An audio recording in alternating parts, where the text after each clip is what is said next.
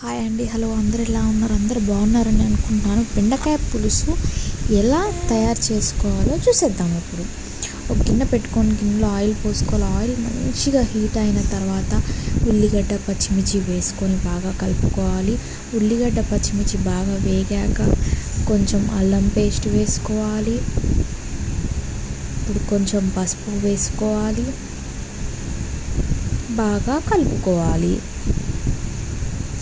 బాగా కలుపుకున్నాం కదా, కలుపుకున్నాక ఇప్పుడు బెండకాయలు అనేది అందులో యాడ్ చేసుకోవాలి. కట్ చేసుకొని పక్కన పెట్టుకున్న బెండకాయ ముక్కలు ఇందులో వేసుకోవాలి.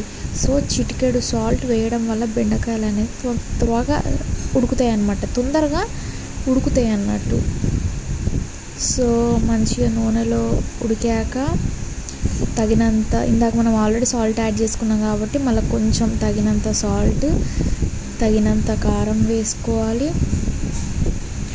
తగినంత జీలకర్ర మెంతుల పొడి వేసుకోవాలి. బాగా కలుపుకున్నాక చింతపండు పులుసు అనేది అందులో పోసుకోవాలి.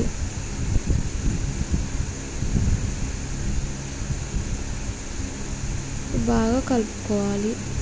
చింతపండు పులుసు మొత్తం పోసుకున్నాం కదా, తగినంత మనకి ఎంత సూప్ కావాలనుకుంటే అంత చింతపండు పులుసు అనేది పోసుకోవాలి. పులుపుకు తగ్గట్టు దానికి కొంచెం వాటర్ యాడ్ చేసుకోవాలి. ఇప్పుడు బాగా మసలనివ్వాలి. పులుసు అనేది బాగా మసిలింది కదా, బెండకాయల ముక్కలు కూడా మంచిగా ఉడికిపోయినాయి. Curry is ready. Thank you for watching this video.